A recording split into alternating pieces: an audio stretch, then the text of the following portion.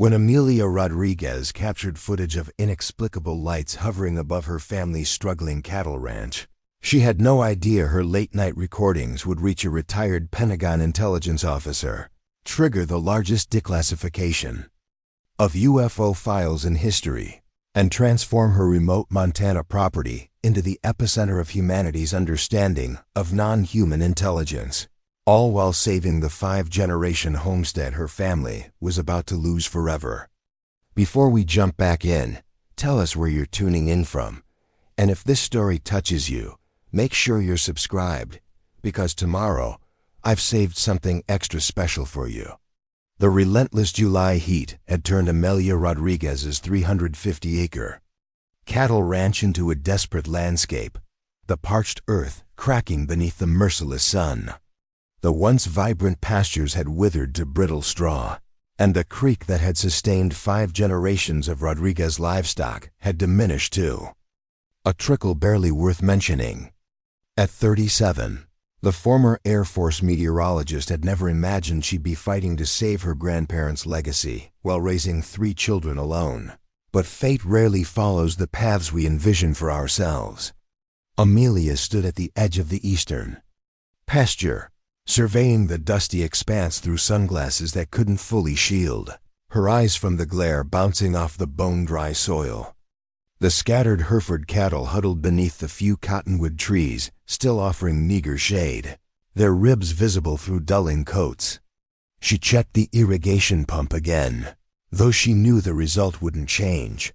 The water level had dropped too low for the system to function properly.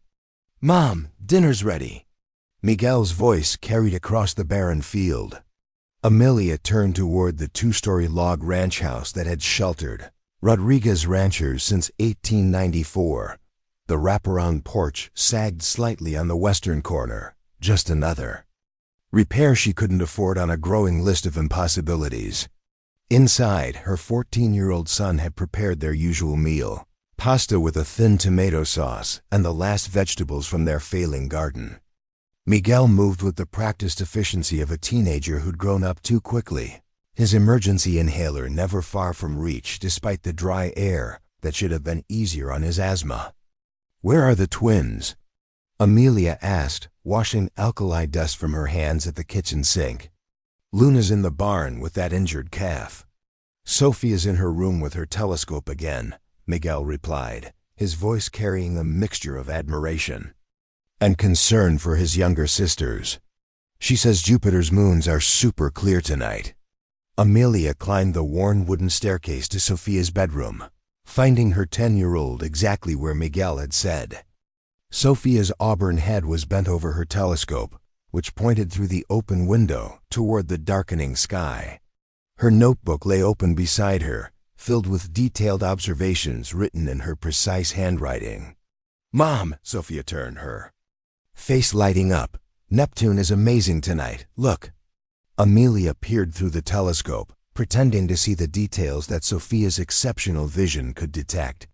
The walls of her daughter's room were plastered with star charts, NASA posters, and printouts of Hubble images, a universe of wonder in sharp contrast to their earthly struggles.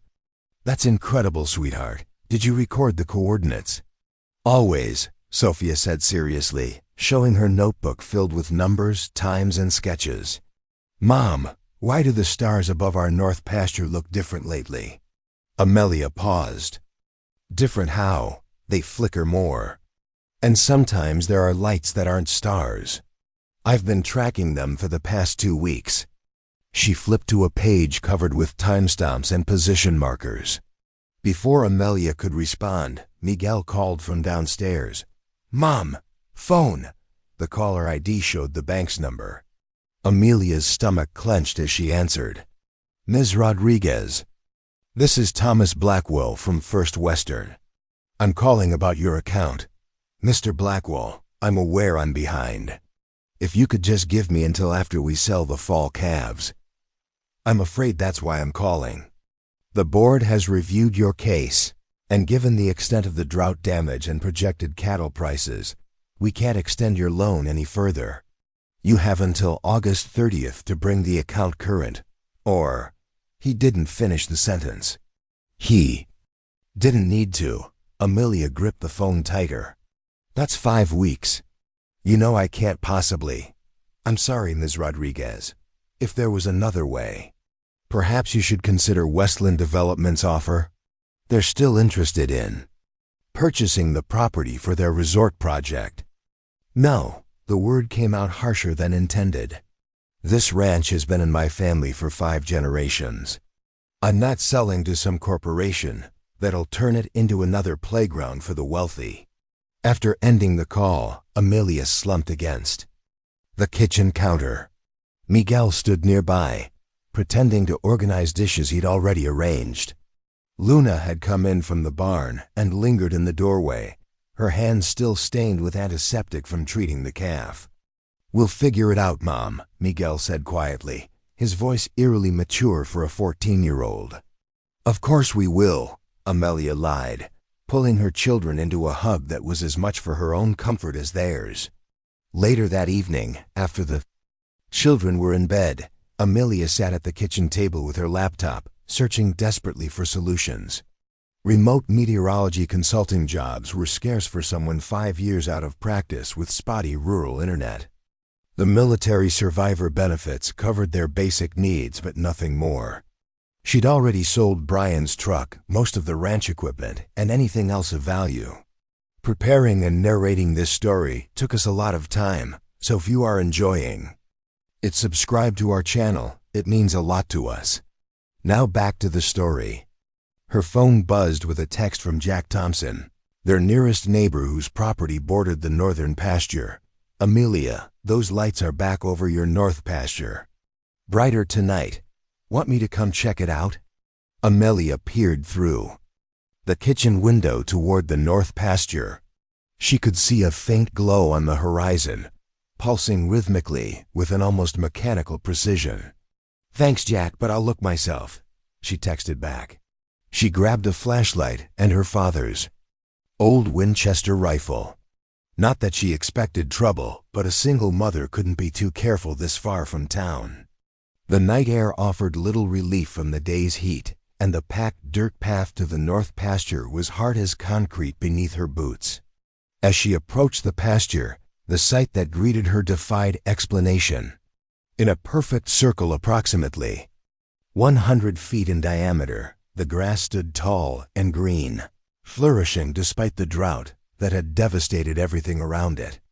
The blades swayed in a breeze she couldn't feel, and they seemed to emit a soft internal luminescence. Amelia's scientific mind raced through possibilities. Underground spring? But she knew every water source on this land. Some kind of fertilizer. Anomaly? But she hadn't been able to afford fertilizer in 3 years. She stepped closer, and her flashlight began to flicker. The beam dimmed to almost nothing, though she had just replaced the batteries that morning. Her phone, fully charged when she left the house, showed a dead battery warning before the screen went black. That's when the lights appeared. They weren't aircraft lights or stars or anything she could readily identify. Soft orbs of blue-white energy rose from the grass circle, dancing in complex patterns that reminded her of the atmospheric visualization models she used to create in the Air Force. Mathematical progressions made visible.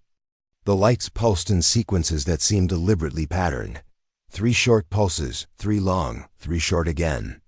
Morse code, Amelia whispered. SOS. The lights suddenly coalesced into a single brilliant point directly above the grass. Circle. For a moment, the entire pasture was illuminated in daylight brightness. Amelia saw that the healthy grass formed not just a circle, but a complex pattern within it, geometric shapes that hurt to look at directly, as if they existed in more dimensions than her brain could process. Then, as suddenly as it began, everything went dark. Her flashlight flickered back to life, and her phone buzzed with accumulated messages. The grass circle still glowed faintly, but the dancing lights were gone. Amelia stood frozen, her mind trying to process what she'd witnessed. As a meteorologist, she'd been trained to find logical explanations for atmospheric anomalies, but this, a truck engine's distressed rumble, broke her concentration. Headlights swept erratically across the county road bordering her property. As a vehicle, clearly in trouble, approached. The engine coughed and sputtered before dying completely, just as the truck rolled to a stop near her driveway. Amelia hesitated.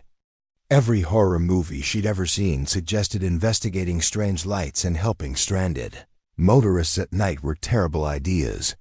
But Brian's voice echoed in her memory. Community means helping each other, especially when it's inconvenient. She walked toward the road, rifle slung over her shoulder, flashlight beam steady now. The truck was an older model Ford, its hood ornament catching moonlight. Steam rose from beneath the hood. A man emerged, looking disoriented in the darkness. "Hello," he called out, his voice carrying a slight tremor. "Is someone there? My truck just—" Everything shut down at once. The electronics, the engine, even my watch stopped. Amelia approached cautiously. The man appeared to be in his early 60s, wearing casual clothes that suggested he'd been traveling for some time. His silver hair was disheveled, and he seemed genuinely distressed rather than threatening. "I can help," Amelia called out. "Do you need to use a phone?" The man's relief was palpable. "Oh, thank goodness. Yes, please. I'm not even sure where." I was driving to..." He paused, confusion crossing his features. "That's odd. I can't seem to remember where I was going." Warning bells rang in Amelia's mind, but as she got closer, she could see the man was wearing a medical alert bracelet. Perhaps he was having some kind of episode. "I'm Amelia Rodriguez," she said, maintaining a safe distance. "You're on County Road 22, about 40 miles from Clearwater. Why don't you come up to the house? You can use our landline and rest while we figure out what's wrong with your truck." "You're very kind," the man said, then swayed slightly. Amelia quickly moved to steady him. "When did you last eat?" she asked, noting his pallor. I'm not sure. This morning?" "Everything's been so strange today." He looked at her with eyes that seemed simultaneously ancient and childlike. "I was following something. A signal. It led me here, but now I can't remember why it was important." Amelia guided him toward the house, noting how he kept glancing toward her north pasture. "Can you tell me your name?" "Richard," he said after a pause. "Dr. Richard Lawson, I think." "Yes, that's right. I work." His frustration was evident. "It's okay," Amelia soothed, recognizing the signs of disorientation she'd seen in her grandfather before he passed. "Let's get you inside and comfortable." As they walked, Richard suddenly stopped. "The lights," he whispered, staring directly at her north pasture. "You've seen them too, haven't you?" Amelia's blood chilled. "What lights?" Richard turned to her, his eyes suddenly clear and intensely focused. "The ones that dance in patterns, mathematical sequences. They're trying to tell us something, Ms. Rodriguez. Something vital." Before Amelia could respond, the lights returned. Brighter this time, rising from the grass circle in a column of swirling energy that reached toward the stars. Richard's face transformed from confused elderly man to something else entirely. A mixture of awe, recognition, and terrible understanding. "My God," he breathed. "It's really happening. After all these years, they finally answered." Amelia stood frozen as the light show intensified. The geometric patterns within the grass circle glowed brighter, and she could swear she heard something, not with her ears but in her mind, a sequence of tones that resolved into something almost like language. "Dr. Lawson," she said slowly, "what exactly do you do for a living?" He turned to her, and in the ethereal light from the field, she saw the kind of exhausted determination she recognized from Brian's military service, someone who'd carried secrets too long. "I search for patterns in classified aerial phenomena," he said simply. "And I believe, Ms. Rodriguez, that they've chosen your ranch to make first contact." The lights pulsed once more brilliantly, then faded to their original soft glow, In the distance, Amelia could hear vehicles approaching, many vehicles moving fast without sirens, the way Brian had described military convoys moving with urgent purpose. "We need to get inside," Richard said suddenly, all business. "They'll be here soon, and you need to understand what's about to happen to your life." As Amelia helped him toward the house, her mind reeled with the implications. Her ranch, her failing, drought-stricken, soon-to-be foreclosed ranch, had become ground zero for something inexplicable. And the confused old man she'd stopped to help might be the only person who understood what it meant. Behind them, the lights continued their ancient dance, patient as stars, waiting for humanity to decode their message. And somewhere in the distance, the sound of approaching vehicles grew louder, carrying with them the full weight of government interest in what was happening on Amelia Rodriguez's dying cattle ranch. She thought of her children asleep in the house, of the foreclosure notice on her kitchen table, of Brian's grave in the veteran cemetery 20 miles away.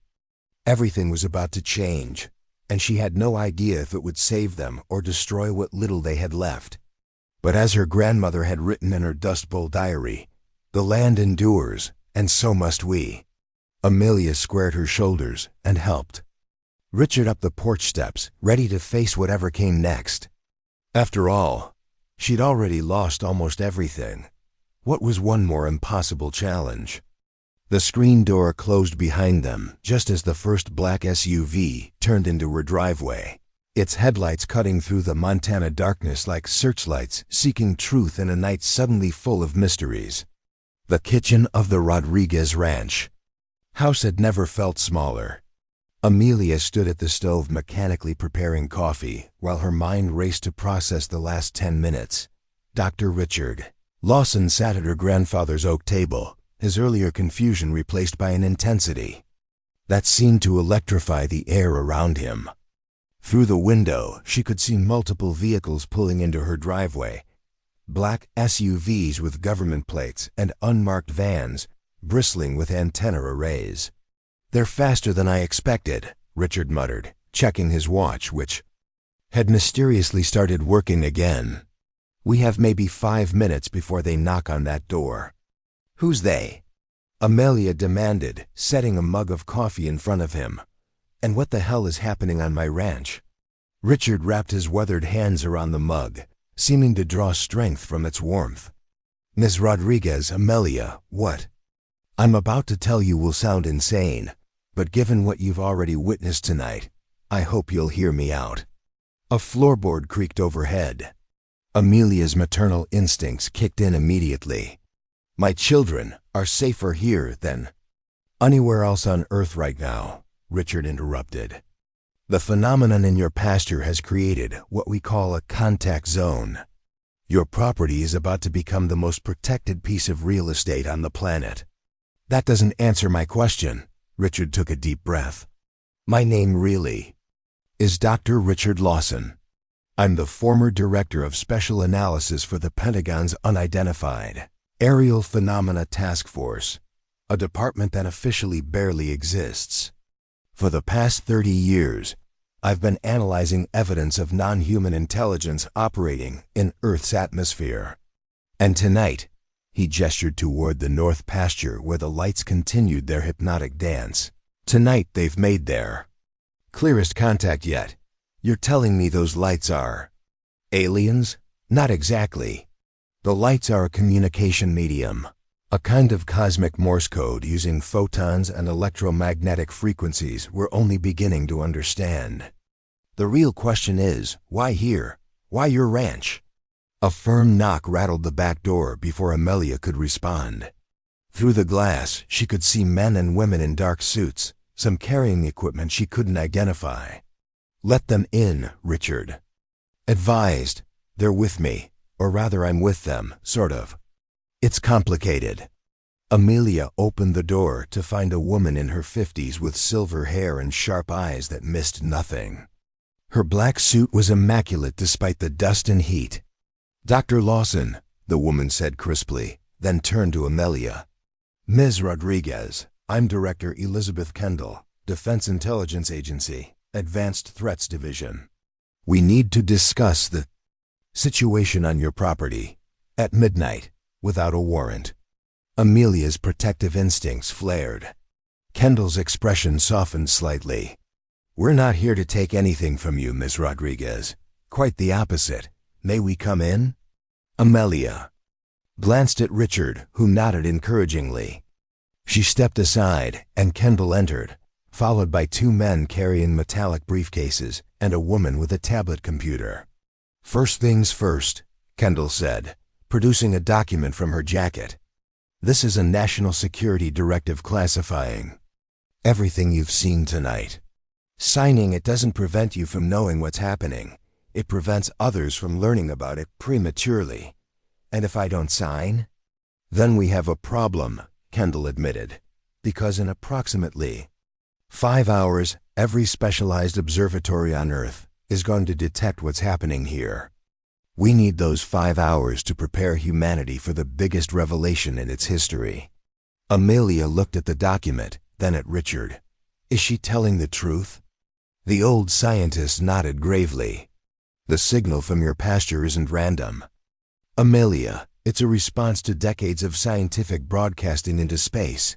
The beings on the other end have been waiting for someone like you.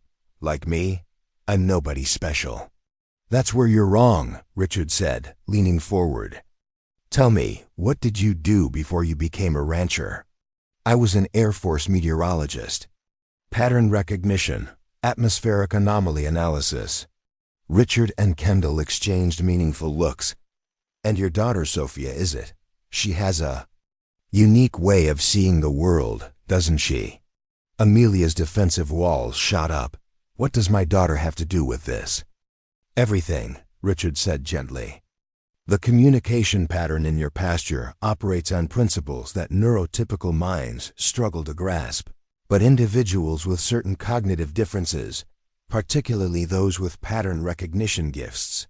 You've been watching us. The accusation in Amelia's voice was sharp as a blade. The lights have been appearing for weeks, Kendall confirmed. We've been monitoring unusual electromagnetic signatures across the northern Rockies. But tonight, when Dr. Lawson's truck was affected by the field's expansion. I was drawn here, Richard interrupted. The signal. It pulled me. I've been driving for hours without really knowing why, following a compulsion I couldn't explain. The confusion, the memory gaps, it's a side effect of proximity to their communication method. Amelia's mind reeled. So you're saying, whatever these things are, chose my ranch to make contact because my daughter is neurodivergent. We believe, Kendall said carefully, that the intelligence behind these signals can somehow detect neural patterns conducive to their communication method. Sophia's unique neurology, combined with your technical background and the specific geological properties of this location, created perfect conditions for contact. A soft voice from the stairway made everyone freeze. Mom? Why are there people in black cars outside? Luna stood on the bottom step, her long dark hair disheveled from sleep, eyes wide with a mixture of fear and curiosity. Behind her, Miguel and Sophia peered around the corner. Amelia immediately went to her children. It's okay, sweetheart. These are government scientists. They're interested in the lights we've been seeing. Sophia's expression shifted from fear to excitement. The ones I've been tracking, I have 14 days of observations in my notebook. Richard's eyes lit up. 14 days of data? Could we see it? Absolutely not, Amelia said firmly. Not until someone explains exactly what's happening and what it means for my family. Kendall set her tablet on the table, displaying a complex visualization. At 11:22 p.m. tonight, the electromagnetic phenomenon in your pasture began transmitting structured data packets. These packets contain mathematical proofs, physical constants, and what appears to be a primer for understanding their communication system. The display showed wavelength patterns that hurt to look at directly, the same sensation Amelia had experienced viewing the grass circle patterns. More importantly, Richard added, they're sending blueprints. Blueprints for what? We're not entirely sure yet, Kendall admitted. But preliminary analysis suggests they're instructions for building a more sophisticated communication device. The catch is, the blueprints are encoded in a way that requires specific cognitive patterns to interpret. A crash from upstairs sent Amelia racing for the stairs, the others following. In Sophia's room, they found the 10-year-old standing in the middle of chaos, every astronomy book pulled from shelves, star charts scattered across the floor, and her computer screen displaying a pattern identical to the one in the grass. Field, Sophia. Amelia rushed to her daughter, checking for injuries. Are you okay? What happened? The girl looked up at her with eyes that seemed to hold stars. They're talking, Mom. Can't you hear them? Who's talking, sweetheart? The visitors. They've been trying for weeks, but tonight they finally got through. She pointed to her computer screen, where code scrolled past faster than human eyes could follow. They taught me their language. It's beautiful, like music made of math. Richard knelt beside the girl, his voice reverent. Sophia, can you understand what they're saying? Sophia nodded solemnly. They're sorry it took so long. They've been looking for the right kind of minds that see patterns differently. They say, she paused, tilting her head as if listening, they say they have a gift for Earth, but we have to prove we're ready. Ready for what? Kendall asked. Ready to join the conversation, Sophia said simply, as if this explained everything. Over the next hour, the farmhouse transformed into an impromptu command center.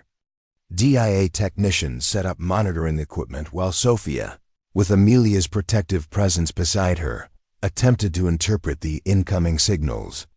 The girl worked with an intensity Amelia had never seen, her usual communication struggles vanishing, as she translated concepts that PhD physicists couldn't grasp. Mom, Luna whispered, pulling Amelia aside. Is Sophia going to be okay? She's never acted like this before. Amelia hugged her daughter close. I don't know, sweetheart, but these people seem to think she's very important because her brain is different. Because her brain is special, Amelia corrected, just like yours is special in different ways. Richard approached them, his expression apologetic. Amelia, I know this is overwhelming, but we need to discuss something critical. The beings, for lack of a better term, have set a condition for continued contact. They want to work with what they call a bridge family, humans who can facilitate communication between our species. Let me guess, Amelia said dryly. They want us. The Rodriguez family has unique qualifications, Kendall confirmed, joining the conversation. Your technical background, Sophia's neural architecture, and most importantly, your ranch's location. What's special about the location? Your property sits on a unique geological formation, Richard explained. A natural crystalline substrate that amplifies their signal. We think that's why this section of your pastures survived the drought. The communication field creates beneficial electromagnetic effects. Amelia's practical mind latched onto this. So you're saying the visitors are watering my grass? In a manner of speaking, yes. Their presence creates optimal growing conditions within the contact zone.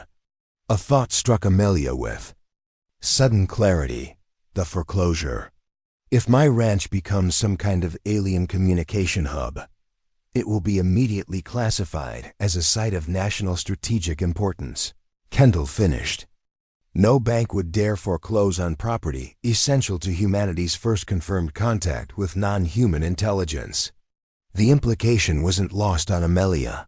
Salvation for her ranch came with a price: her family's privacy, their normal life, their freedom to choose their own path. And if I say no? Kendall and Richard exchanged glances. The contact will likely cease, Richard said quietly. They've made it clear this is a partnership, not an invasion. They want willing collaborators, not conscripts. From the living room, Sophia's excited voice called out, Mom! They want to show us something. The entire group moved to where Sophia sat cross-legged before a laptop connected to multiple sensors. The screen showed a star map, but not one any astronomer would recognize. Constellations shifted and flowed, showing stellar positions from another perspective, another world. "This is their home," Sophia breathed. "The star we call HD 283,271. They've been watching Earth for centuries, waiting for us to be ready." "Ready for what?" Amelia asked again. This time it was Richard who answered. "They're part of what they call the Galactic Conversation, a collective of intelligent civilizations. Earth has been in a kind of probationary period. The signals we've been sending into space finally convinced them we might be ready to join." "But why all the secrecy? Why not just land on the White House lawn?" "Because," Sophia said, still translating, "they learn from other worlds that sudden contact breaks civilizations. They need bridges, families who can help both sides understand each other."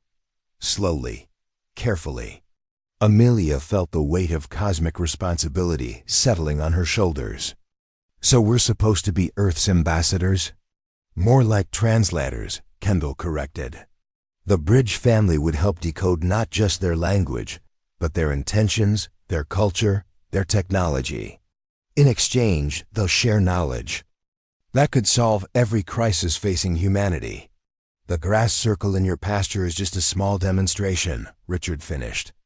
Amelia walked to the window, staring out at the light still dancing above her drought-stricken ranch. 3 months ago, she'd been worried about keeping the electricity on. Now she was being asked to help humanity join an interstellar community. "What about my children's safety?" "They'll be protected by every resource the United States government can provide," Kendall assured her. "Security, education, medical care, anything your family needs. And if other countries find out, if this becomes public?" "That's why we need the 5-hour window," Richard explained, "to coordinate with global leaders, to prepare a unified response. The last thing we want is nations competing for extraterrestrial favor." Miguel, who had been listening quietly, suddenly spoke up. "Mom, I think we should do it."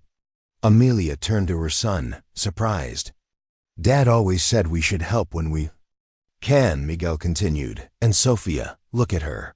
She's happy, really happy. When was the last time you saw her like this?" Amelia looked at her daughter, saw the joy radiating from her as she communicated with beings from another world. For the first time in her life, Sophia's different way of thinking wasn't a disability. It was humanity's greatest asset. "There's one more thing," Richard said gently. "They want to meet you personally. Not physically, they're still in their system, but through the interface they're building in your pasture. When? Dawn. They say sunrise is significant. A new day for both our species." Amelia checked the clock. 3:17 a.m. Less than 3 hours to decide the fate of her family and possibly humanity. "If we agree," she said slowly, "what happens to our lives?" "They change," Kendall admitted. "Your family would become part of the most important project in human history. There would be challenges, security concerns, media attention once the news breaks, but also the chance to be pioneers in humanity's greatest adventure." Richard said, "Your children would grow up as citizens not just of Earth, but of the galaxy. The ranch that's been in your family for 5 generations would become the birthplace of humanity's cosmic future." Amelia thought of her great-great-grandfather who had carved a ranch from raw prairie, of her grandmother who had survived the Dust Bowl, of Brian who had died serving a cause greater than himself. What would they do in her place? "I need to talk to my children, alone." The government officials reluctantly withdrew to the porch, leaving the Rodriguez family in their kitchen. Amelia gathered Miguel, Luna, and Sophia close. "You understand what they're asking?" Miguel nodded gravely. "We'd be like alien translators, helping everyone understand each other." "Sophia, what do you think?" The girl looked up at her with eyes that seemed older than her 10 years. "They're lonely, Mom. They've been waiting so long for friends who could hear them. I want to be their friend." Luna, practical as always, asked, "Will we still be normal? Will I still get to train horses?" "I don't know, sweetie. I think our lives will change in ways we can't imagine. But we'll still be us. We'll still be a family." Amelia hugged her children tighter, feeling the weight of generations pressing down on her. The Rodriguez family had always been guardians of the land. Now they were being asked to be guardians of humanity's future. "Okay," she whispered. "Okay, we'll do it." When she opened the door to share their decision, she found Richard standing on the porch, tears streaming down his weathered face as he watched the lights dance over the pasture. 30 years, he murmured. 30 years of searching, of being called crazy, of believing. And they chose a widow and her children on a failing ranch to be humanity's voice. "Maybe that's exactly why they chose us," Amelia replied. "We know about loss, about struggle, about holding on to hope when everything seems lost. Maybe that's what the galaxy needs, not our politicians or scientists, but a family that understands survival." Kendall was already on her satellite phone, coordinating with agencies Amelia had only seen in movies. Teams of specialists were en route, equipment was being redirected, and somewhere in Washington, the president was being woken with news that would reshape history. As dawn approached, Amelia stood in her north pasture with her children, surrounded by scientists, security personnel, and technology she couldn't begin to understand. The grass circle glowed brighter as the eastern sky lightened, and the air itself seemed to vibrate with anticipation. "They're ready," Sophia announced, her small hand gripping Amelia's tightly. "They want to say hello properly."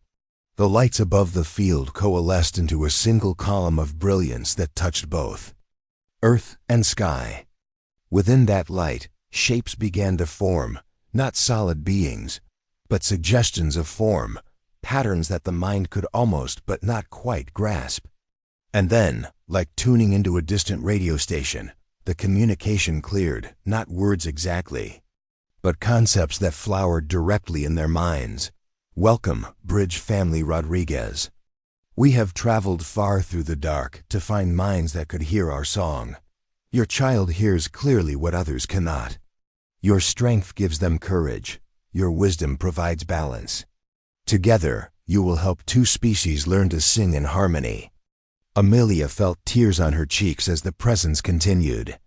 "We offer gifts, knowledge to heal your world, technology to save your resources, understanding to unite your people. In return, we ask only for patience, for careful steps, for the slow building of trust between strangers who would become family." "We accept," Amelia said aloud, her voice carrying across the field where her ancestors had labored for generations. "The Rodriguez family accepts the responsibility of being Earth's bridge." The light pulsed once brilliantly and then settled into a gentle glow that would become a permanent feature of the Montana landscape. In that moment, Amelia knew their lives would never be the same. The struggling widow trying to save her ranch had become humanity's first ambassador to the stars. Her neurodivergent daughter was now Earth's chief translator. Her practical twins would grow up as voices of human wisdom to the galaxy. The sun broke the horizon, painting the sky in shades of gold and rose. A new day had dawned, not just for the Rodriguez family or the withering ranch they fought to save, but for every human who would wake to a universe suddenly full of neighbors waiting to say hello. As government vehicles continued to arrive in the pasture, transformed into humanity's first extraterrestrial communication center, Amelia held her children close and whispered a prayer of gratitude to whatever force had brought that broken-down truck to her road. Sometimes, she realized, the greatest adventures begin not with grand gestures, but with simple kindness to a stranger in need. The stars were no longer distant lights, but homes of friends yet to be met. And at the center of it all stood a failing Ranch in Montana, saved by the very beings who had traveled across the cosmos to find a family willing to listen, to learn, and to lead humanity into its next chapter. The foreclosure notice still lay on her kitchen table, but it had become irrelevant.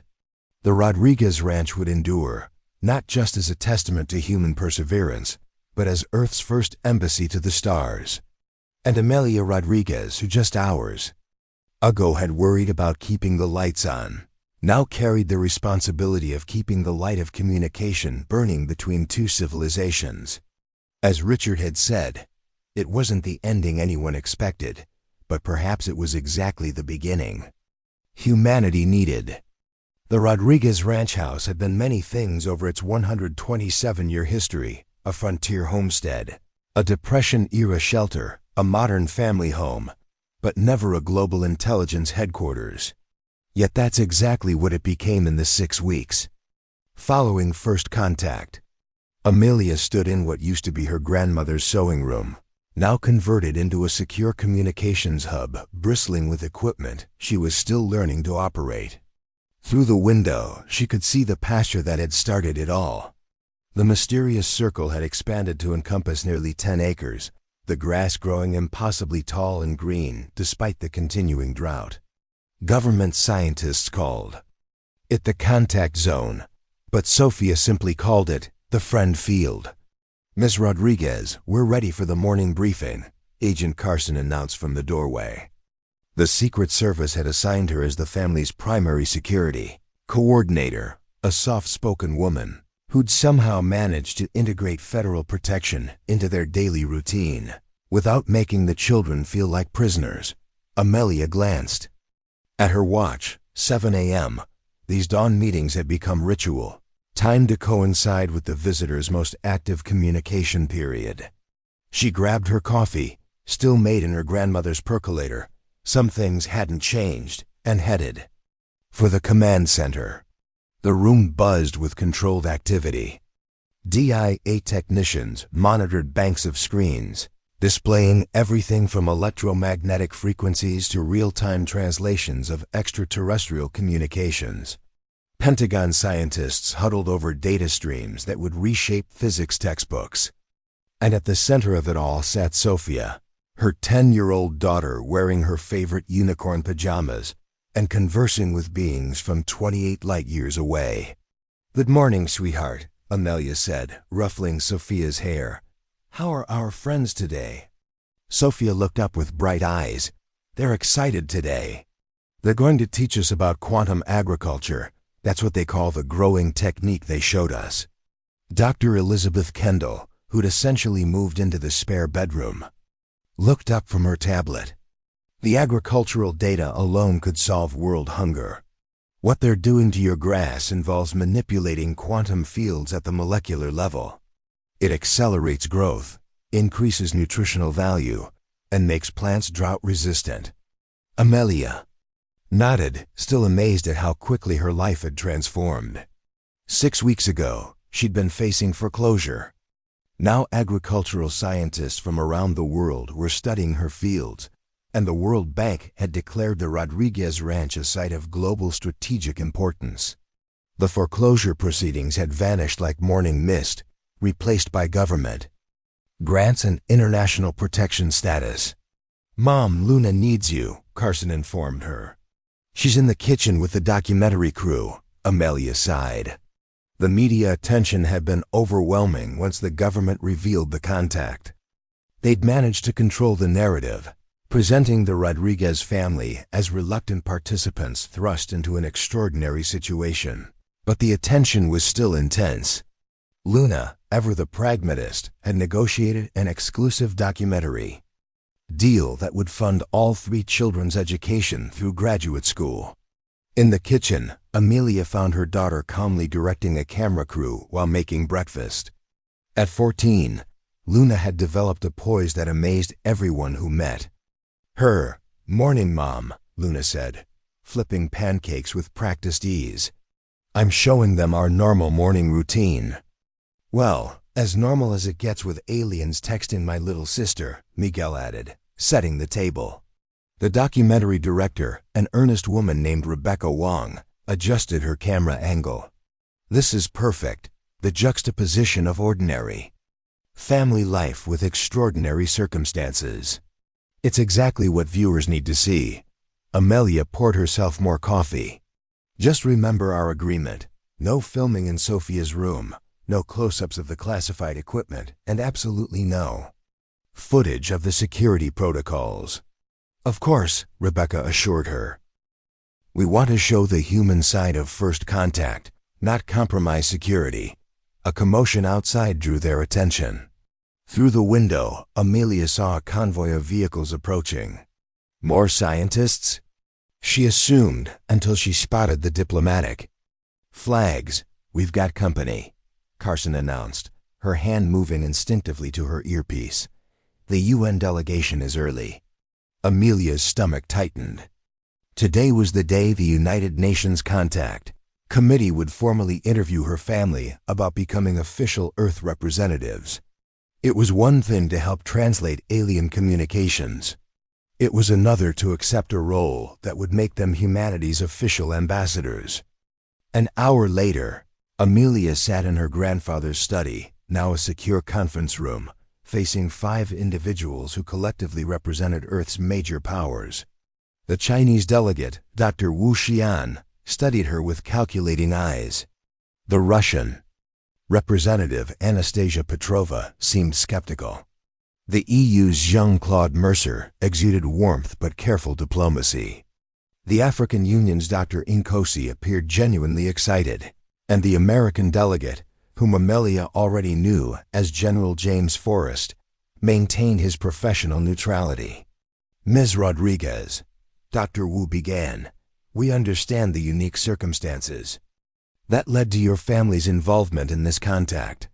However, the global community has concerns about one family, one American family, controlling humanity's communication with an extraterrestrial civilization. Amelia had expected this. With respect, Dr. Wu, we don't control anything.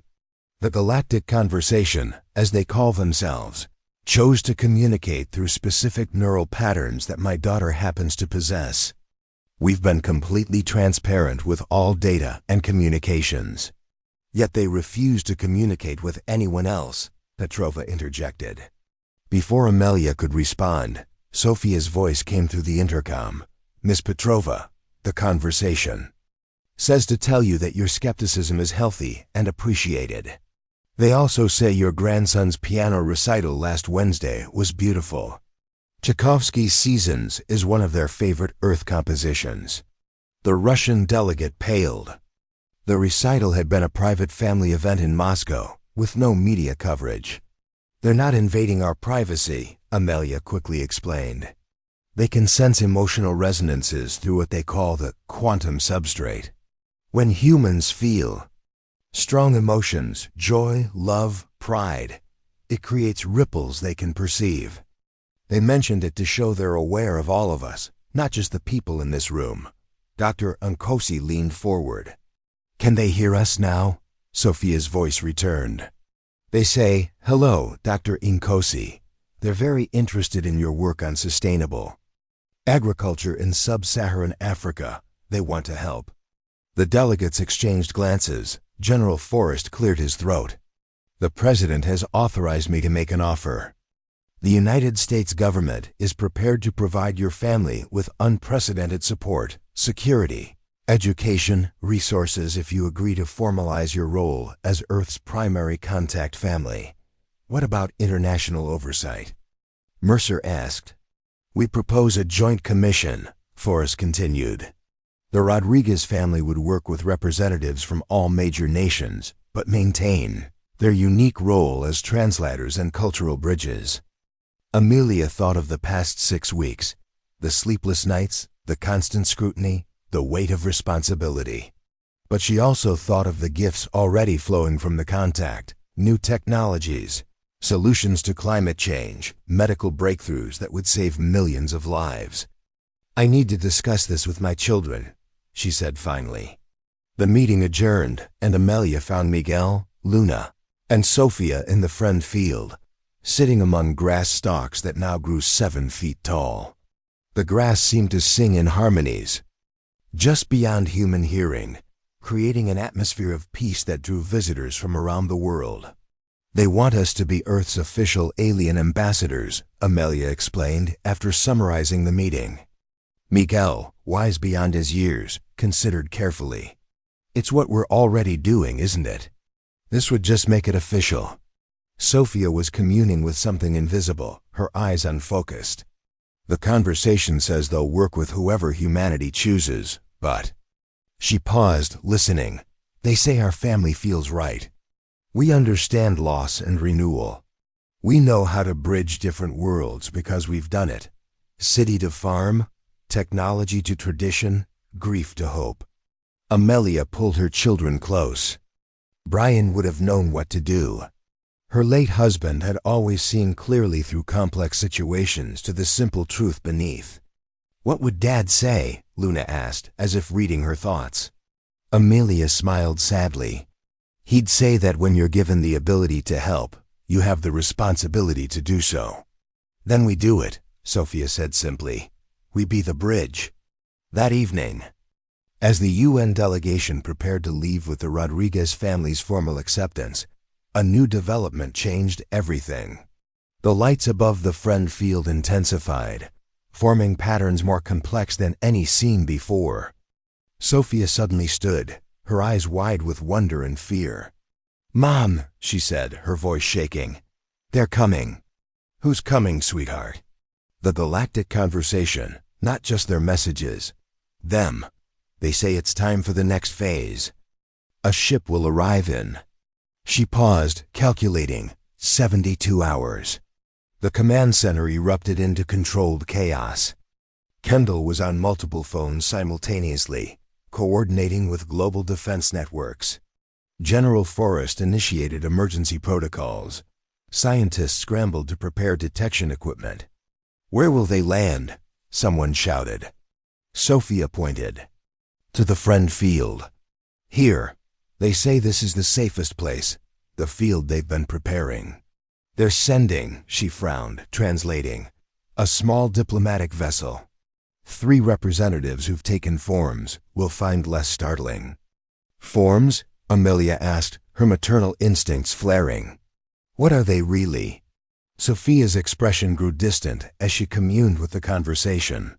"They exist as patterns of organized energy, quantum consciousness without fixed physical form, but they've studied us. They'll appear in shapes that won't frighten humans." Over the next 3 days, the Rodriguez ranch transformed into the most watched location on Earth.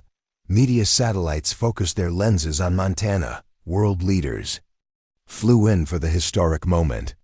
Security established a 3-mile perimeter around the property. Amelia barely slept, her mind racing with implications. Miguel coordinated with local ranchers who'd volunteered to help manage the influx of officials and media. Luna worked with Rebecca's documentary crew, insisting that humanity's first visual contact be recorded properly. Sophia spent hours in deep communication with the conversation, preparing for the arrival.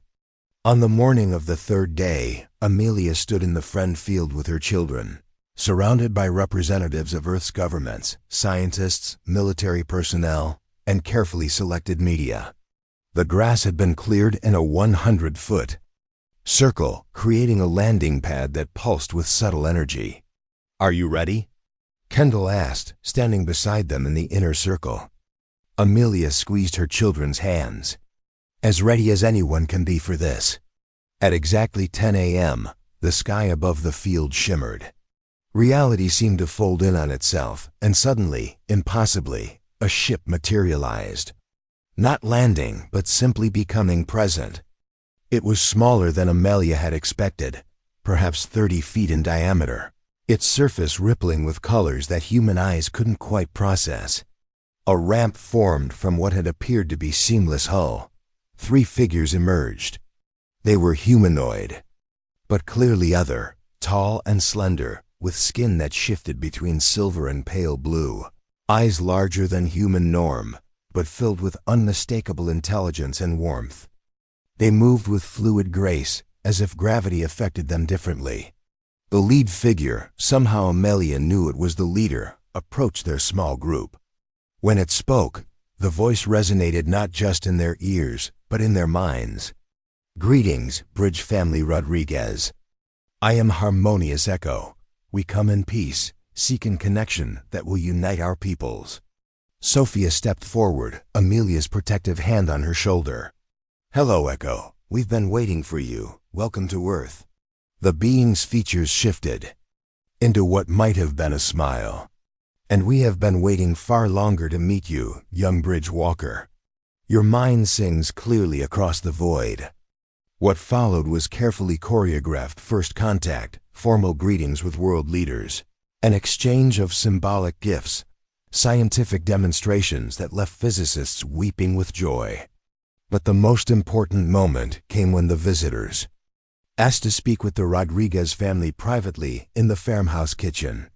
Amelia had insisted on somewhere familiar and comfortable. The three visitors sat at the same table where Harold Rodriguez had once helped a stranded pregnant woman. During a blizzard, the irony wasn't lost on Amelia. "Your world stands at a crossroads," Echo explained, its voice gentle but urgent. "You have the capability for greatness or self-destruction. The galactic conversation offers guidance, but the choice must be yours." "Why us?" Amelia asked. "Of all the families on Earth, why choose mine?" "Because," another visitor who'd introduced itself as Resonant Thought responded, "you understand bridging. Your daughter's mind naturally translates our concepts. Your twins' complementary perspectives help navigate cultural differences. And you, Amelia Rodriguez, have the strength to anchor them all while serving as humanity's voice." Also, the third visitor, Light Weaver, added with what might have been humor, "Your family has suffered loss without losing hope. This resonates with us. We too have known loss, worlds that chose isolation over connection, species that failed to hear the greater harmony. We see in you the possibility of a different path." Luna, who'd been quietly observing, asked, "What happens if we fail?" "If humanity isn't ready," Echo's expression grew somber, "then we wait and watch, as we have for generations. But I believe that Earth is ready. Your species' art, music, literature, even your conflicts show a deep desire for connection and understanding. We offer to help you achieve that, not just among yourselves, but with the greater cosmos." "The quantum agriculture," Amelia said. "The medical knowledge you're sharing, these are tests, aren't they?" "Gifts and tests both," Resonant Thought confirmed. "How humanity uses these tools will determine the pace of further contact. Share them freely, use them wisely, and more will follow. Hoard them, weaponize them, and we will know Earth needs more time." Over the following days, the visitors shared wonders that challenged every scientific principle. They demonstrated healing techniques that could cure cancer, energy systems that drew power from quantum fluctuations, and communication methods that could unite humanity in unprecedented ways. But always, they worked through the Rodriguez family. Sophia translating concepts, the twins explaining human emotional contexts, Amelia bridging the gap between alien knowledge and human understanding. The transformation was remarkable. Amelia's drought-stricken ranch became a garden of impossible abundance. The Friend Field expanded its influence, spreading to neighboring properties. Farmers who'd faced ruin found their crops thriving. The technology shared through the Rodriguez family began solving problems that had plagued humanity for generations. But challenges remained. Some nations demanded exclusive access to alien technology. Religious groups struggled to incorporate extraterrestrial life into their worldviews.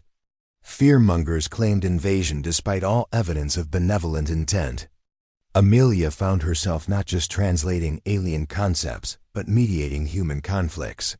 Her ranch hosted delegations from warring nations, bringing them together on neutral ground where the visitor's presence seemed to inspire better behavior. Miguel developed systems for distributing the new agricultural technology equitably. Luna created protocols for cultural exchange that prevented misunderstandings. Sophia, despite her youth, became Earth's most important diplomat, the only human who could fully comprehend the visitor's thought patterns. One evening, as Amelia tucked Sophia into bed after a particularly intense day of negotiations, her daughter looked up at her with eyes that held galaxies. "Mom, are you scared?" "Sometimes," she admitted.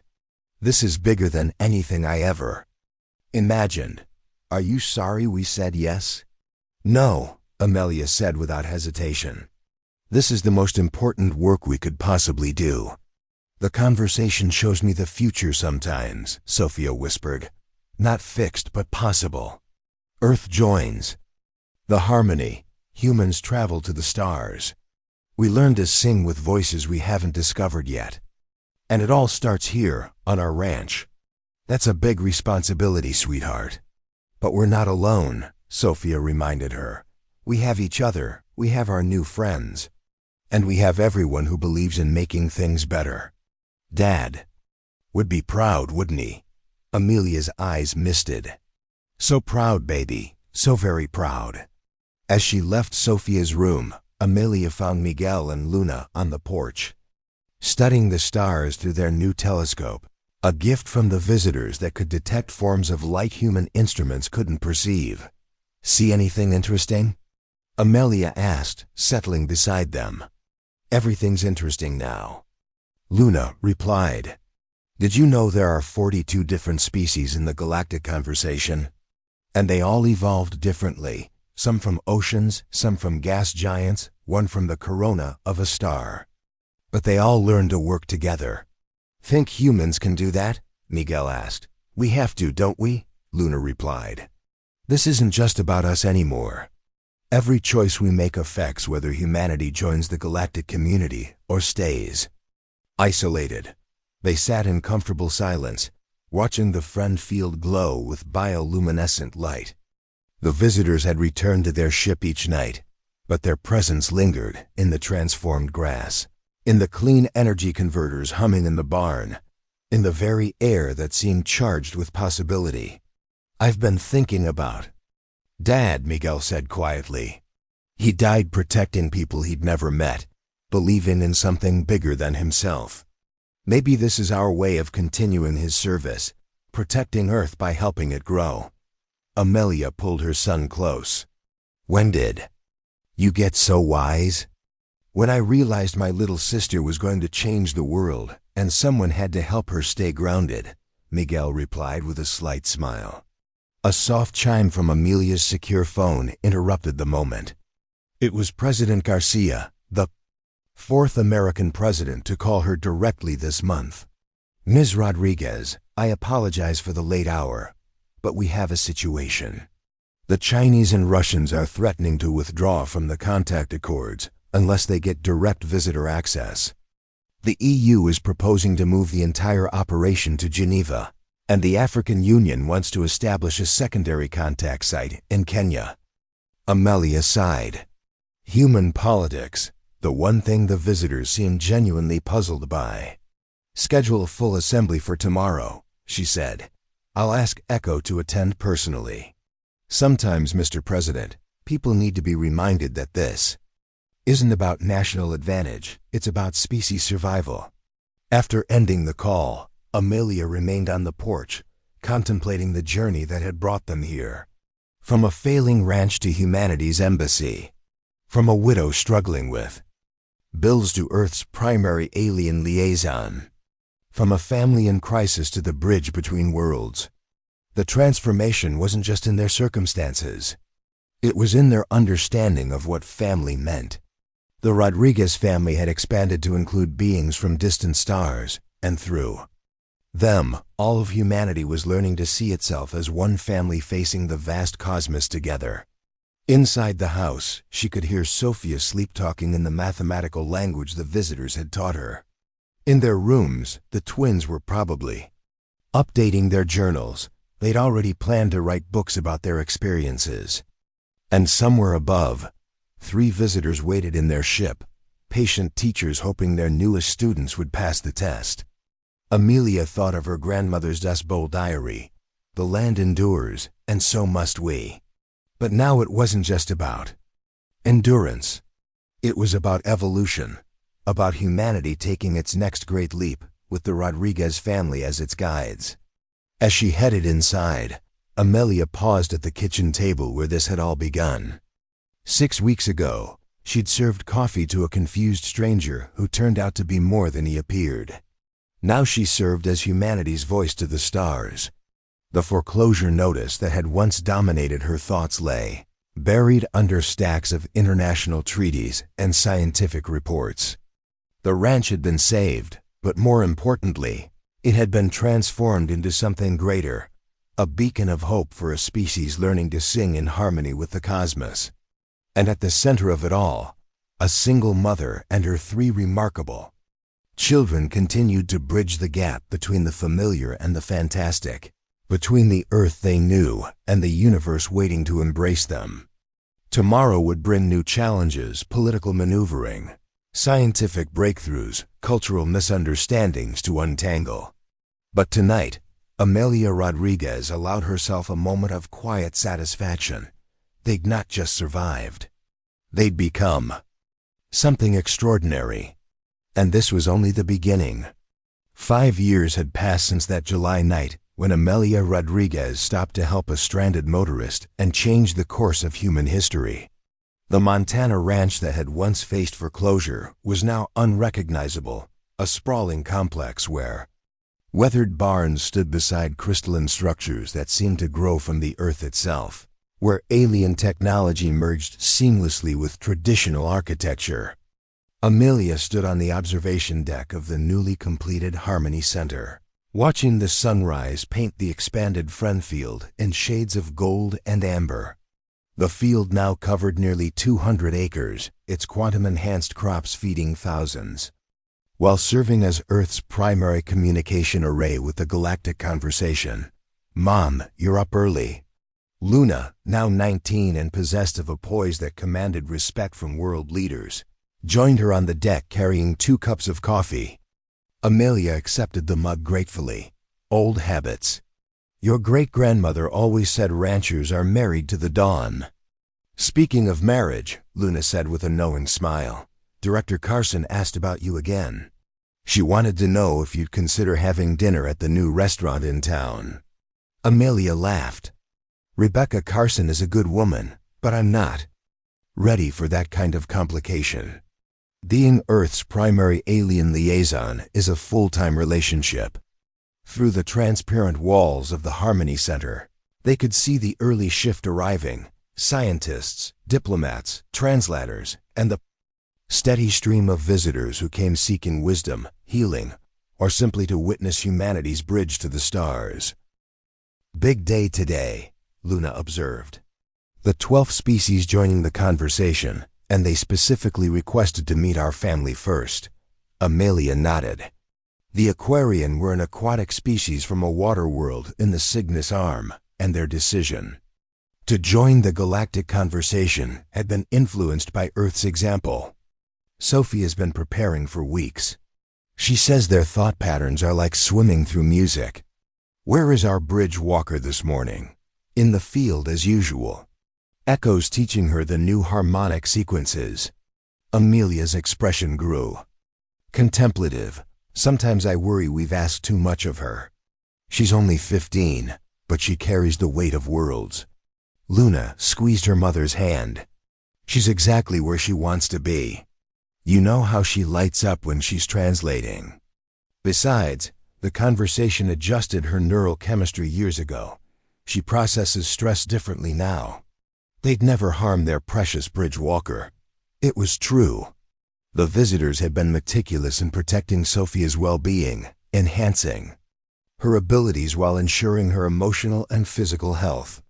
She'd grown into a remarkable young woman, still neurodivergent, still different, but now celebrated for the very traits that had once made life challenging. A gentle chime announced the arrival of the morning's first official visitor. Secretary General Mbeki of the United Earth Council entered, followed by her security detail and the day's roster of international observers. Good morning, Amelia, Luna, Secretary General Mbeki said warmly. She'd been elected 3 years ago. On a platform of harmony through diversity, a philosophy directly inspired by the Rodriguez family's approach to alien contact. Are you ready for today's ceremony? As ready as one can be for meeting a new form of consciousness, Amelia replied. The Aquarian communication style is unique. They think in currents and tides rather than linear concepts. Sophia's been teaching us the basics.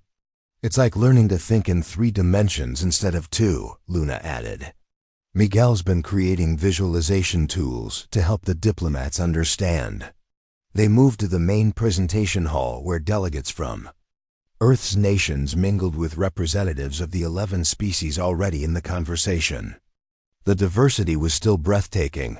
The crystalline Lumarians who communicated through light patterns, the gaseous nebulae who existed as sentient clouds, the hive-minded verdant whose individual units shared a collective consciousness. Sophia was already there, standing at the center of the translation matrix, a blend of Earth and alien technology that amplified her unique neural patterns. At 15, she'd grown tall like her father, but her eyes held depths that seemed to contain galaxies. "Mom," she beamed as they approached. "The Aquarian are amazing. They don't just communicate, they create temporary realities through shared consciousness. When they join the conversation, we'll be able to experience memories as if we lived them ourselves." Echo materialized beside them. The galactic conversation had long since mastered teleportation within Earth's quantum field. "The Rodriguez family continues to exceed our highest hopes," the alien ambassador said. "It's formed more stable now after years among humans. Your species' adaptability remains remarkable." "We learn from the best," Amelia replied. The formal ceremonies of early contact had given way to genuine friendship. Echo had become as much a part of their extended family as any human. The ceremony began with Sophia serving as the primary conduit. The Aquarian arrived not in ships but as a localized alteration in reality. The air itself became water-like, supporting their fluid forms as they manifested in the hall. They were beautiful in an utterly alien way, their bodies flowing and shifting like living auroras beneath an ocean surface. "Greetings, Bridgewalker Rodriguez," their representative communicated, the thoughts arriving like gentle waves in everyone's minds. "We have observed your world's harmony building. Your example inspired our own song joining." Sophia responded in kind, her thoughts taking on the fluid quality of Aquarian communication. The exchange was poetry and mathematics combined, concepts flowing between species with Sophia as the living translator. Amelia watched with pride as her daughter facilitated not just communication, but understanding. She helped the Aquarian explain how their species had evolved in the depths of an ocean world, developing consciousness through the interplay of currents and pressures. In return, she shared humanity's journey from cave paintings to spaceflight, from tribal conflicts to global unity, still imperfect, but improving. The formal induction took 3 hours, but the real work began afterward. Each new species brought gifts of knowledge, and the Aquarians' contributions were particularly valuable. They understood fluid dynamics at a quantum level, offering solutions to Earth's water shortage issues that human scientists had never imagined. During a break, Amelia found herself in the Memorial Garden, a quiet space she'd insisted on creating amid all the advanced technology. At its center stood a holographic memorial to Brian Rodriguez, forever young in his military uniform, surrounded by images of the family's journey. "I wish you could see this," she whispered to the image. "Your daughter is helping unite the galaxy. Your son is designing quantum technology that will save billions of lives. Luna is writing the handbook for interspecies diplomacy. And your wife, well, I'm doing my best to hold it all together." "He knows," a gentle voice said behind her. Amelia turned to find resonant thought, the conversation's historian and philosopher. The collective has learned that consciousness persists in ways your science doesn't yet understand. Love transcends dimensional boundaries. Do you really believe that? I know it, Resonant Thought replied. The conversation has existed for millions of your years. We've seen civilizations rise and fall, species evolve and transcend. The one constant is that connections forged in love endure beyond physical existence. They stood together in comfortable silence, alien and human, sharing a moment of reflection. It was scenes like this that had convinced Amelia the partnership would succeed, not the technology or the cosmic knowledge, but the simple recognition of shared experiences across species. Miguel's voice over the intercom broke the moment. Mom, we need you in Conference Room 7. The Beijing delegation is having concerns about the water purification deployment, Amelia sighed. Even in an age of alien contact, human politics persisted. Duty calls, she told Resonant Thought. The alien's form rippled with what she'd learned was amusement. The harmony of spheres includes discordant notes. Your skill at resolution remains essential. Conference Room 7 was a study in controlled tension. The Chinese delegation sat opposite representatives from the African Union, with European and American observers maintaining careful neutrality. The issue was the deployment of Aquarian water purification technology. Everyone wanted it first. The Yangtze River system serves over 500 million people, argued Minister Zhao. Logic dictates we should have priority. Lake Victoria is dying, countered Dr. Okafor from the African Union. The environmental collapse would affect multiple nations. We need the technology now. Amelia settled into her mediator role, one she'd perfected over 5 years of similar disputes. The Aquarian have offered enough units for simultaneous deployment. The question isn't who goes first, but how we coordinate for maximum benefit. Easy for you to say, Minister Zhao replied with barely concealed frustration. Your ranch has benefited from alien technology since day one. The rest of us are still catching up. It was a familiar complaint. The Rodriguez ranch's transformation into a technological wonderland had created some resentment, despite Amelia's efforts to share resources equally. Actually, Miguel interjected, entering with a tablet displaying deployment models. I've been working with the Aquarian on this. They suggest a revolutionary approach, temporary consciousness sharing. The room fell silent. Consciousness sharing was one of the conversation's most advanced gifts, allowing individuals to experience reality from another's perspective. Miguel continued. If the delegation leaders each share consciousness with communities affected by water scarcity, you'll understand viscerally why every deployment matters equally. The Aquarian can facilitate this safely. Amelia felt a surge of pride. Her son had inherited Brian's ability to find creative solutions to seemingly intractable problems. That's highly irregular, Minister Zhao said slowly. So's everything. About our current situation, Dr. Okafor pointed out. I'm willing if others are. One by one, the delegates agreed. Within an hour, hardened politicians were weeping openly as they experienced the daily reality of communities struggling without clean water. The consciousness sharing created empathy that no amount of statistics could achieve. The water purification deployment was approved unanimously for simultaneous global implementation. As the delegates filed out, many still visibly moved by their experience, General Forrest lingered. The American representative had become a close friend over the years. Your son's quite remarkable, Forrest observed. That was masterful diplomacy. He learned from watching, Amelia replied, though I think he surpassed his teacher. Speaking of remarkable children, how's Sophia handling the new neural modifications? Amelia's expression grew carefully neutral. The latest enhancements to Sophia's abilities were classified beyond even Forrest's clearance level. She's adapting well. The conversation is very protective of her. What she didn't say was that Sophia could now perceive 12 dimensions simultaneously. or that her consciousness could briefly merge with the conversation's vast network. The visitors had revealed that Sophia represented humanity's evolutionary potential, what the species might become in 1,000 years of development. That evening, the Rodriguez family gathered for dinner in their private quarters, a tradition Amelia insisted on maintaining despite their cosmic responsibilities.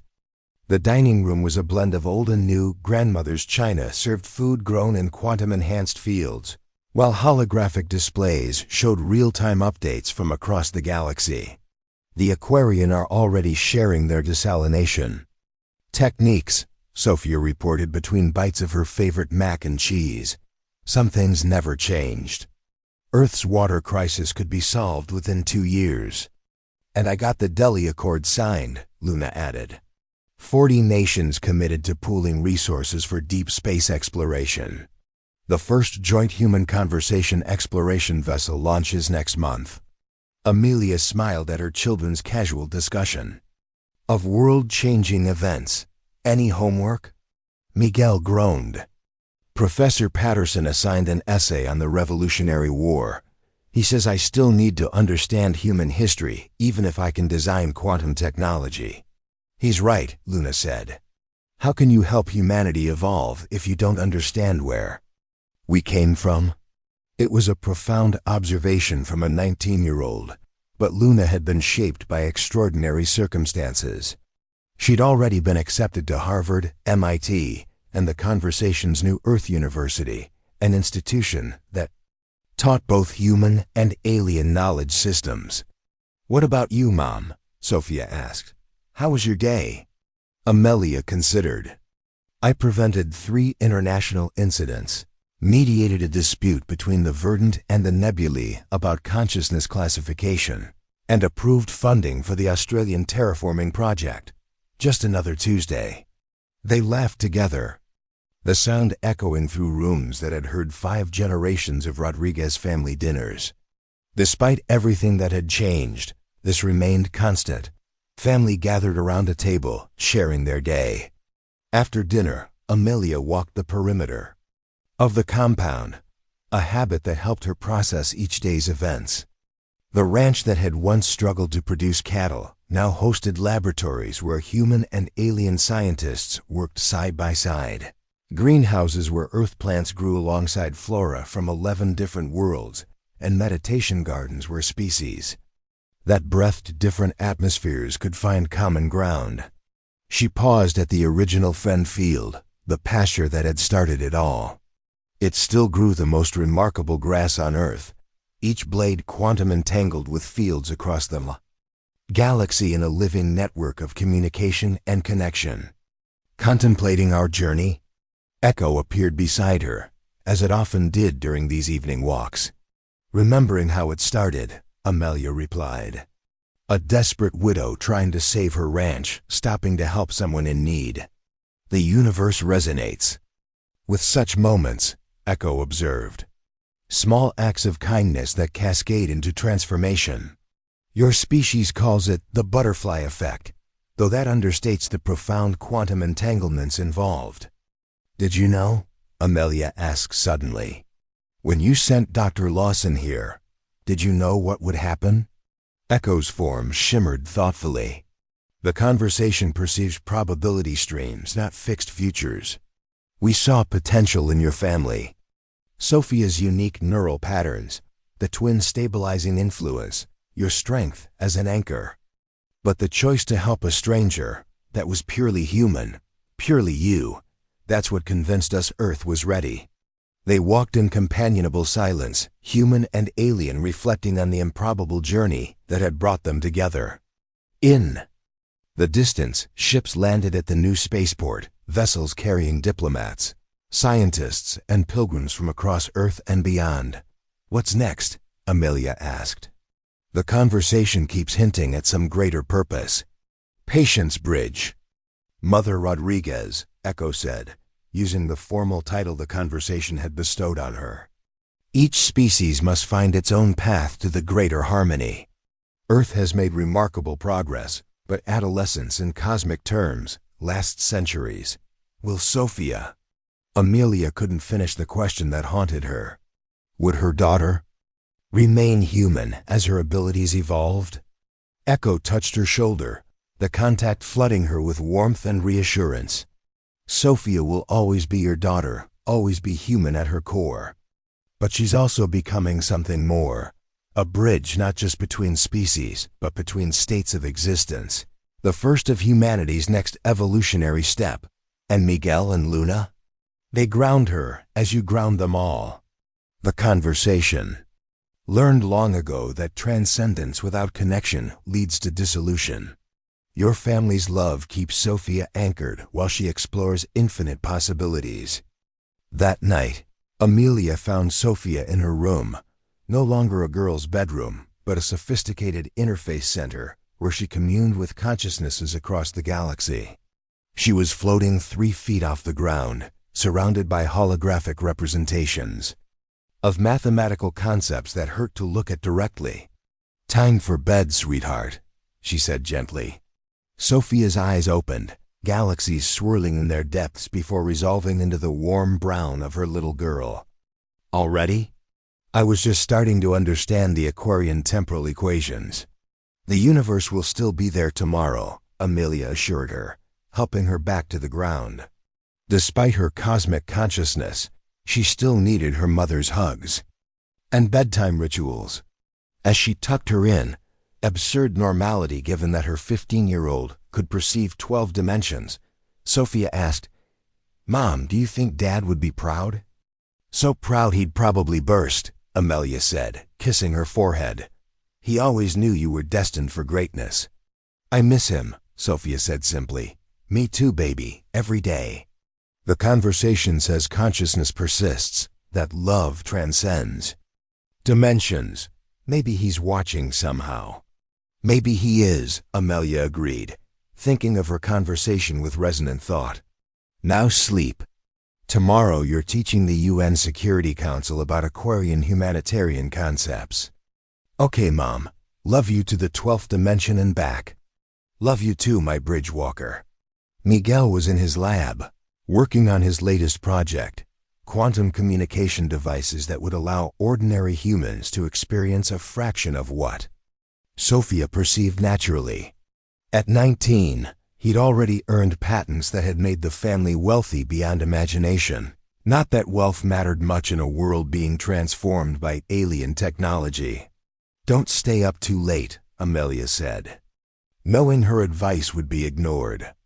"Just finishing the calibration sequence," he replied, not looking up from his work. This version might actually let non-enhanced humans perceive the 5th dimension. Just enough for better understanding, not enough to drive them crazy. "Your father would be amazed at what you've accomplished." Miguel paused, looking up with eyes so like Brian's it sometimes hurt to meet them.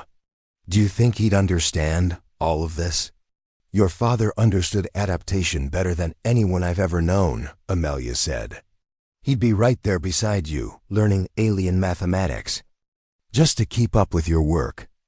Luna was in her room, finishing her latest diplomatic brief, consciousness exchange protocols, navigating the cultural implications of mind-sharing. At 19, she'd become Earth's youngest certified interspecies mediator. The Aquarian. "Ceremony went well," Amelia said, sitting on the edge of Luna's desk. "It did," Luna agreed, though the Chinese delegate was projecting anxiety throughout. "We'll need to address his concerns before the full implementation starts." "You sensed that without consciousness sharing?" Luna smiled. "Some things you just learn to read. 5 years of watching people react to the impossible gives you a certain perspective." "Sometimes I forget you were only 14 when this all started," Amelia said. "You've grown up so fast." "We all did," Luna replied. "But that's what humanity needed, people who could grow and adapt quickly.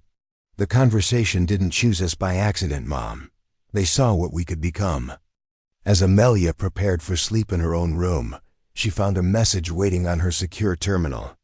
It was from Dr. Lawson Richard, as she'd learned to call him. The elderly scientist had become the grandfather her children had never had, splitting his time between the ranch and his new role as director of Earth's Cosmic Heritage Foundation. Amelia, the message read, wanted you to know the conversation shared something remarkable today. They've been monitoring Earth for centuries, waiting for the right moment, the right people. They chose your ranch because of its history. 5 generations of a family that endured hardship without losing hope. But they chose your family because of you, a widow who stopped to help a stranger despite her own desperate circumstances. You're the heart of this transformation. Never doubt that, Richard. P.S. Martha sends her love. The assisted living facility's quantum healing chambers have worked miracles. She's teaching the verdant about human agriculture. Amelia smiled through tears. Have we earned this? She asked softly. 10 years ago, we were still fighting over oil and borders. Now we're considering deliberate evolutionary leaps. That's precisely why the time is right, Chun insisted. We've demonstrated our capacity for change. The conversation wouldn't offer this if they didn't believe we were ready. I'll discuss it with Sophia, Amelia conceded. It must be her decision. She understands the responsibility better than anyone. As she left the meeting, Amelia encountered Echo in the corridor. The alien's form had stabilized over the years into something humanoid, yet distinctly other, a compromise that put humans at ease while maintaining its true nature. You are troubled, Bridge Mother, Echo observed. After a decade of friendship, it could read her micro-expressions perfectly. The Osiris Protocol has been approved. Ah, Echo's form shimmered with complex emotions.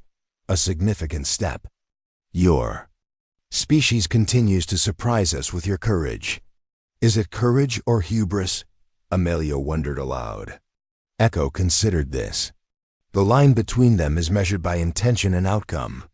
Your daughter maintains balance between her expanded consciousness and her human heart. She will guide others to do the same. She's 20, Echo. 20. When I was her age, I was worrying about college exams and first dates. Age is measured differently across the conversation, Echo reminded her. Some species mature in days, others take centuries. What matters is readiness of consciousness, not accumulated time. They walked together through the station, passing viewing galleries, where Earth citizens marveled at their first experience in space. The Harmony Station had been designed for accessibility, with daily shuttles bringing visitors from every nation. Education, not exclusivity, had been Amelia's insistence from the beginning.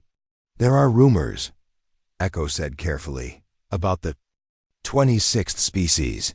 Amelia glanced at her friend. More than rumors, I suspect. The conversation doesn't do anything without careful planning. They are unlike the others. Ancient, they evolved beyond physical form billions of years ago. They exist as patterns in the quantum foam itself. Why now? Why come forward after 25 other species? Echo's form rippled with what Amelia had learned was its expression of significance. They have been watching your species specifically, your rapid adaptation, your resilience. They believe humanity might eventually become like them. The implication was staggering. A species so advanced they existed as pure consciousness, interested in humanity's potential. How long? Amelia asked. Until their arrival? Within the year, they communicate. Differently, Sophia will need to prepare. The symposium began an hour later. The station's grand conference hall had been designed to accommodate every species. In the conversation, with environmental bubbles for those requiring different atmospheres and neural interfaces for those without physical form, Sophia took the central podium, looking remarkably composed for someone who had just facilitated consciousness exchange with a species of sentient light. Amelia marveled at her daughter's growth, not just in abilities but in wisdom. The neurodivergent child who had struggled with human communication now served as the nexus for interspecies understanding. The Meridian gift us with knowledge of stellar dynamics that will transform our energy systems, Sophia began, her voice carrying easily through the vast space. But more importantly, they offer a perspective on existence that challenges our matter-based perception. Their joining reminds us that consciousness takes infinite forms, each valuable, each a note in the greater harmony. The symposium unfolded with presentations from human scientists and meridian representatives, their concepts translated through Sophia and the technological interfaces Miguel had designed. What would have been incomprehensible a decade ago now flowed as natural exchange, with humans asking insightful questions about photonic consciousness and stellar energy states. During a break, Amelia found Miguel at his monitoring station, making adjustments to the neural bridge prototype displayed nearby. The beta testers report 87% comprehension of meridian light speech, he said without looking up. Better than projected. That's remarkable, Amelia replied, resting a hand on his shoulder. Your father would be so proud, Miguel. He paused, looking up with eyes that still reminded her painfully of Brian. Do you think he would understand what we've become? What Sophia's becoming? Your father understood adaptation better than anyone I've ever known, Amelia said, echoing words she'd spoken years before. He would have embraced this new reality with the same courage he showed on the battlefield. I found something, Miguel said hesitantly, in the quantum substrate. Patterns that resonate with memories of Dad. Sophia says it's possible that strong emotional connections leave imprints that persist. Amelia's heart skipped. What are you saying? I'm saying that when I'm deep in the substrate, working on the neural bridge, sometimes I feel him. Not his consciousness, exactly, but an echo. Sophia feels it too. Before Amelia could process this, a commotion erupted near the refreshment area. A delegate from Earth's Southern Coalition, the political bloc, most skeptical of alien integration, was arguing heatedly with a Lumarian representative. Your gifts come with too high a price, the delegate was saying. Human culture is being erased in favor of cosmic homogeneity. Luna was already there, placing herself physically between the arguers. Ambassador Cruz, the conversation has been explicit that cultural diversity is to be preserved. Earth's unique heritage is considered valuable precisely because it is different. Tell that to the children singing nebulae harmony songs instead of human lullabies, Cruz countered. Tell that to the universities teaching 12-dimensional mathematics instead of human history. They teach both, Luna replied calmly. The future requires understanding our past and embracing new knowledge. It's not either or. The tension dissipated as Luna guided the conversation toward productive dialogue, her specialty. Amelia watched with pride. Luna had inherited her father's diplomatic touch, the ability to find common ground in seemingly intractable conflicts. That evening, as the symposium concluded, the Rodriguez family gathered in their private quarters aboard the station. Despite their cosmic responsibilities, Amelia had maintained their tradition of family dinners, a time when titles and duties were set aside in favor of simply being together. The president approved the Osiris Protocol, Amelia announced. As they ate, they want Sophia to oversee the program. Sophia nodded, unsurprised. Echo told me it was coming. I've been preparing. Are you ready for that responsibility? Luna asked gently. Guiding 1,000 people through neural enhancement. That will fundamentally change their perception of reality. Better me than someone who hasn't experienced it, Sophia replied. I know the challenges, the disorientation when consciousness expands beyond three-dimensional thinking. I can help them maintain their humanity while embracing greater awareness. Miguel studied his twin. You've seen something, haven't you? Something about where this leads. Sophia's expression grew distant, her eyes momentarily reflecting galaxies. Potential futures, nothing fixed. But yes, I've glimpsed possibilities. Humanity stands at a crossroads, as all evolving species do. One path leads to transcendence without losing our essential nature. The other The other? Amelia prompted when Sophia fell silent. The other leads to fragmentation. Those who evolve and those who don't, becoming separate species over generations. I won't allow that to happen. Sophia's voice held steel beneath its gentleness. We advance together or not at all. Luna reached across the table to take her sister's hand. That's why it has to be you guiding this. You've never forgotten. What makes us human, even as you've become something more? What about the 26th species? Miguel asked. Echo mentioned they're different from the others. Sophia's expression became inscrutable. The primordials, yes, they're watching. They evolved beyond physical form billions of years ago. They're interested in humanity specifically. Why? Amelia asked, feeling protective instincts flare. Because we dream, Sophia said simply. Most species evolve through logical progression. Humans imagine possibilities that don't exist, yet and then create them. The primordials find this fascinating.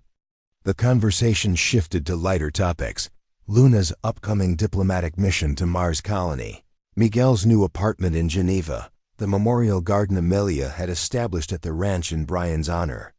Despite their extraordinary circumstances, they were still a family, sharing joys and challenges as families had done for millennia. After dinner, Amelia found herself alone on the observation deck, gazing at Earth below. From this vantage point, the planet showed no national borders, no divisions, just a living jewel suspended in darkness. Beautiful, isn't it? Dr. Richard Lawson joined her, leaning on the cane he now required at 82. Hard to believe there was a time we thought we were alone in the universe. Harder still to believe it all started with a broken-down car on a Montana highway, Amelia replied. With a smile. The universe works in mysterious quantum fluctuations, Richard quipped. Though I suspect the conversation had been watching your family for generations. 5 generations on the same land, adapting to every challenge without losing hope. That's a pattern they would notice. Sometimes I wonder what my grandmother would think of all this, Amelia mused. She wrote about struggling through the Dust Bowl, about faith and perseverance. I doubt she imagined her granddaughter would help introduce humanity to galactic civilization.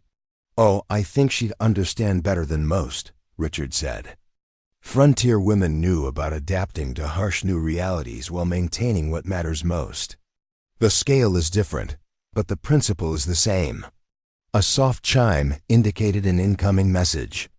The holographic display showed Echo requesting Amelia's presence in the transcendence chamber. Duty calls, she said, even at midnight. The cosmos keeps irregular hours, Richard replied with a wink. Go, Bridge Mother. I'll enjoy the view a while longer.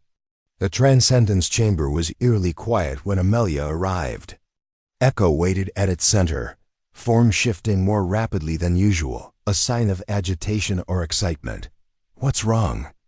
Amelia asked without preamble. Nothing is wrong, Echo assured her. But something unexpected has occurred. The primordials have made contact ahead of schedule. They wish to speak with you, specifically you, not Sophia. Me? Why? They did not explain. But they have created a communication interface calibrated to your neural patterns. Echo gestured to a glowing alcove that had not been there during the earlier ceremony. Amelia approached cautiously. Is it safe? The conversation has verified its parameters. It will allow limited consciousness sharing. Enough for communication, not enough to overwhelm your unmodified neural system. Will you stay? Amelia asked, suddenly feeling very human and very vulnerable. Echo's form stabilized in what she recognized as its expression of reassurance. I will monitor the exchange. You need only step into the alcove. Taking a deep breath, Amelia stepped forward. The moment she entered the glowing space, reality shifted. She was still physically in the chamber, but her awareness expanded outward, as if her consciousness had suddenly grown thousandfold. Presence enveloped her, ancient, vast, yet strangely familiar. Bridge Mother Rodriguez, a voice that wasn't a voice communicated directly to her mind. We have observed your guidance of humanity's evolution with great interest. Who are you? Amelia managed to think rather than speak. We have been called many names by many species. The primordials is as accurate as any. We evolved beyond physical form when your son was young. Why contact me instead of Sophia? She's the bridge walker. A sense of amusement rippled through. The connection. Your daughter walks between dimensional states of consciousness. But you, Bridge Mother, walk between what was and what will be. You anchor your extraordinary children to humanity's essence while allowing them to evolve. This balance is rare and precious. I'm just a mother trying to protect her family, Amelia thought. And therein lies wisdom greater than mere intelligence, the presence responded. The Osiris Protocol represents a critical juncture for your species. 1,000 humans taking the first step toward what your children already embody. You fear this step. It wasn't a question. I fear losing what makes us human, Amelia admitted. Our struggles, our limitations, our messy emotions. A valid concern. Many species before yours have transcended their biological origins only to lose their essential nature. They gained knowledge but lost wisdom. They expanded awareness but diminished compassion. Is that why you're contacting us? To warn us? Another ripple of something like amusement. To observe and offer perspective. We have watched countless species evolve. Some maintain their core while transcending their limitations. Others fragment, creating division between those who evolve and those who remain unchanged. Sophia has seen this possibility, Amelia realized. She's determined to prevent it. Your daughter has wisdom beyond her years. But she cannot prevent this outcome alone. The Osiris Protocol participants will need more than her guidance. They will need yours. Mine, I'm not enhanced. I don't perceive 12 dimensions or communicate with quantum consciousness. Precisely. You remember what it means to be fully human. To love, to fear, to doubt, to hope. As humans evolve, these qualities must not be lost but transformed, integrated into greater awareness. The presence shifted, and suddenly Amelia felt herself perceiving not just the station, but Earth below. Humanity's collective consciousness pulsing with billions of individual minds, each unique, each valuable. The conversation chose your family because you exemplify humanity's potential, not just for intelligence, but for compassion, not just for technological advancement, but for wisdom. The bridge walker expands consciousness. The twins translate new awareness into practical application. But you, Bridge Mother, ensure that evolution serves humanity rather than replacing it. The connection began to fade, the expanded awareness receding. But before it disappeared entirely, the presence left Amelia with a final thought. The universe does not need more intelligent species. It needs wise ones. Guide your children, all your children, including the 1,000 who will follow Sophia's path, to remember their humanity even as they transcend it. This is why we have come forward now. This is why we will join the conversation. To witness humanity's choice and learn from it. Reality reasserted itself. Amelia found herself standing in the alcove, Echo watching her with what appeared to be concern. What did they show you? The alien asked. Amelia took a moment to find her voice, still processing the experience. They showed me perspective. The value of maintaining our humanity even as we evolve beyond our current limitations. A lesson the conversation learned over millions of years, Echo observed. Some species learned it too late. The primordials believe humanity has something to teach the galaxy, not just learn from it, Amelia said slowly. Our capacity to evolve while maintaining our essential nature.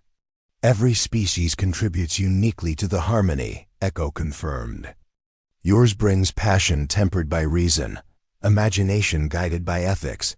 The primordials see this potential clearly. As Amelia left the chamber, her mind still reeling from the encounter, she found Sophia waiting outside. Her daughter's eyes held galaxies within their depths, but her smile was purely human. "They spoke to you," Sophia said. "It wasn't a question. They did. They think I have some wisdom to offer in all this." Sophia's laugh was bright and genuine. "Of course you do, Mom. You've been the heart of this journey from the beginning. The conversation chose our family, but you're the one who held us together through all the changes. You're the bridge between what humanity was and what it's becoming." Together they walked to the observation deck, watching as Earth rotated. Beneath them, still beautiful, still home, despite all they had learned about the cosmos beyond. "The Osiris Protocol," Amelia said quietly. 1,000 people following your path. Are we ready?" "No," Sophia admitted. "But we weren't ready 10 years ago when a stranger's car broke down on our ranch. Sometimes you take the leap and build your wings on the way down." Amelia smiled at the reference, one of Brian's favorite sayings. "Your father would be proud of all of you, of what humanity is becoming." "The patterns Miguel found in the quantum substrate," Sophia said hesitantly. "They're real, Mom. Consciousness leaves impressions. Love creates quantum entanglements that persist beyond physical existence. Dad is part of this journey too, in ways we're just beginning to understand." As the Earth continued its eternal dance below them, Amelia felt a profound sense of peace settle over her. The Rodriguez family had traveled an incredible distance. From that desperate night when she'd faced foreclosure, they had not just saved their ranch but helped transform their species, building bridges between worlds, between consciousnesses, between what was and what could be. And this was still just the beginning. The Osiris Protocol, the primordial's interest, humanity's continuing evolution. The story was still unfolding, chapter by chapter, choice by choice. But with each step, the path grew clearer, a way forward that honored the past while embracing a future beyond imagination. "Come on," Amelia said, putting an arm around her daughter's shoulders. "Let's go help humanity take its next step, together." Up next, you've got 2 more standout stories right on your screen. If this one hit the mark, you won't want to pass these up. Just click and check them out. And don't forget to subscribe. And turn on the notification bell so you don't miss any upload from us.